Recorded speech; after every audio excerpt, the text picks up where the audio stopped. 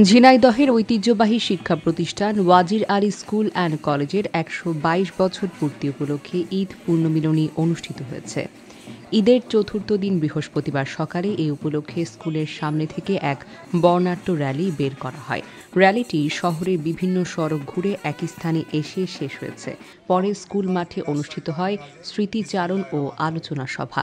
এতে ওই বিদ্যালয়ের ছাত্র জেলা বিএনপির সভাপতি অ্যাডভোকেট এম এ মজিদ, সাধারণ সম্পাদক জাহিদুজ্জামান মনা সহ অন্যান্যরা বক্তব্য রাখেন।